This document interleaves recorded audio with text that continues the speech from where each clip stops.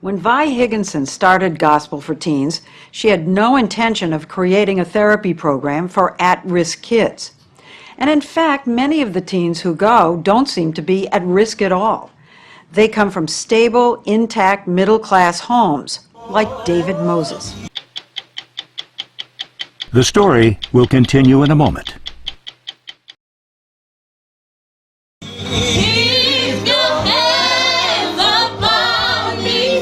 Daryl and Veronica Moses sing with their children and make sure they're home for dinner as a family every night. After your practice, you come straight home.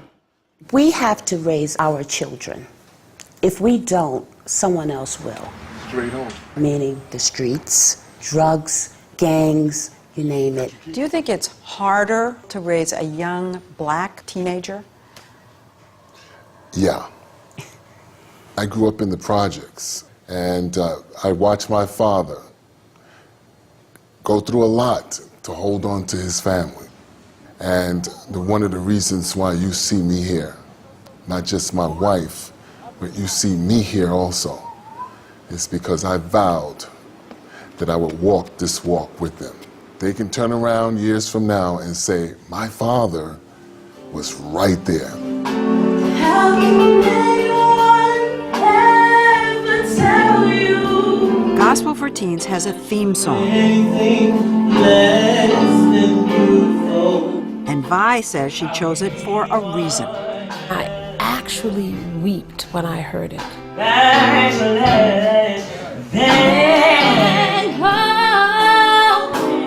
Don't let anybody ever tell you that you're anything less than beautiful.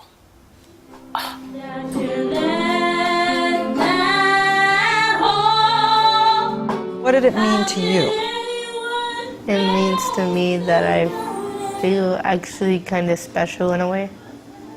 That song is designed to empower you and to think about yourself differently than you think somebody else may have thought about you, to change your mind. It certainly seemed to change something in Gabby Francois.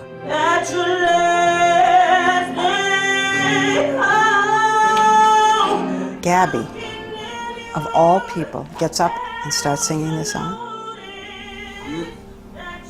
Surprised. I was surprised. I touched. I mean, she wanted to. But what touched Vi even more was an email Gabby sent when the year was almost over, explaining what this place has meant to her. She read me the email. I may seem quiet in class or upset, but it's only because I build up all my pain so I can sing it all out. My mother doesn't really appreciate the fact that I sing. I actually snuck out for the audition for Gospel for Teens. That's why you never see her around, or my dad. Ms. Vi, you believed in me when no one else did. So I had to say. My God, we had no idea what it meant to her. She wanted you to know. It's a big lesson for me, because if I had only looked at her surface, that judgment is so quick to dismiss. Out! I don't like your attitude. Then one rainy Saturday in early May, just weeks before their final end-of-the-year performance, the kids and we walked into something none of us were expecting. We found a shaken Vi reversing her own policy and asking kids to bring their baggage in. How many of you have lost somebody recently? Oh my God. It seemed more hands were up than down. I lost my cousin when I was going into my sophomore year. His cousin was stabbed to death in front of him. I lost my cousin a year ago. How old? 13. 13. Drive-by. The amount of violence and loss in so many of these young people's lives He died at 19. seemed to come as a shock to Vi. What prompted her to ask when she hadn't wanted to know? It was the news that David Moses' cousin had just died, a 15-year-old like David, killed by a gunshot to the head. Vi asked him to come before his classmates and sing it out. He's been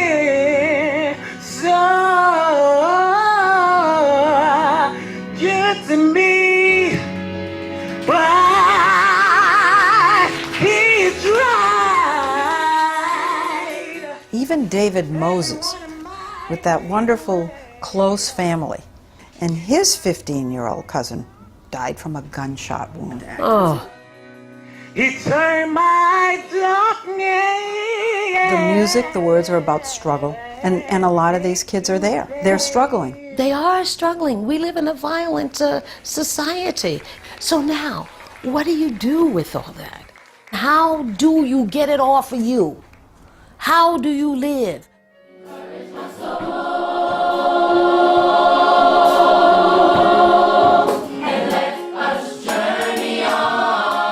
You have to go somewhere where there's sacred ground, where there's hope, where there's possibility, where there's a better life. Which, of course, is exactly what gospel music was designed to provide in the first place. Do you tell the kids the history, how this music grew out of slavery? I tell them that the first right as African Americans in this country was the right to sing. That was allowed during slavery. Before reading, writing, school, church, we could sing.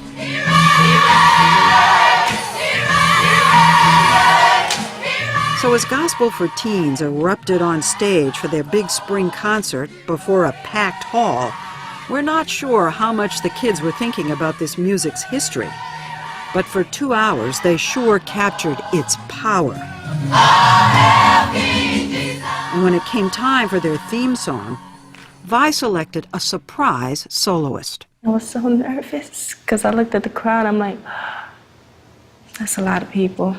Gabby Francois. How can anyone ever tell you that you're anything less than beautiful? How can anyone ever tell you that you're less than whole? How do you think she did? I thought she was wonderful. To notice She needed to sing that song. a miracle. We wondered whether Gabby's parents had come to hear her sing this time. They had not. To my soul. What do you think about these kids whose parents never come? I can only think that they do it anyway.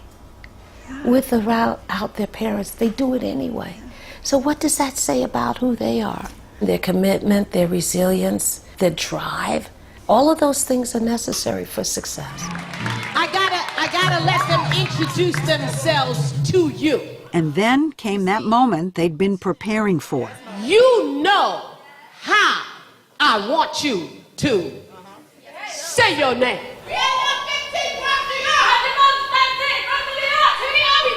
She didn't want them to just say their name. She wanted them to shout it, to belt it out. Because, she says, of who they are and where they've come from. They're survivors. Stand up. Stand up and let people see you. Be proud of the fact that you are survivors. David Moses, 15, Brooklyn, New York. Chris Ray Fred, 16, Brooklyn, New York. You're watching. And Rhonda, you know she's third next, second next. I'm sitting on the edge of my seat. Is she going to do it? Is she gonna do it? Kelly Gonzalez, 13, Queens, New York. 16, Bronx, New York. Yolanda Howard, 14, Bronx, New York. Yes, she did it.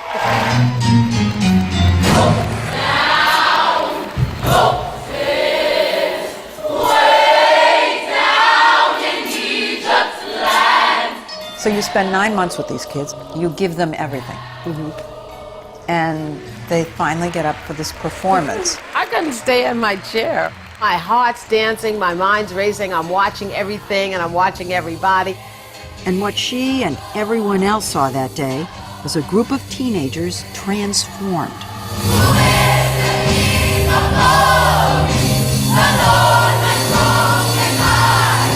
I can't even describe it. It's the most wonderful thing I've ever been a part of in my life.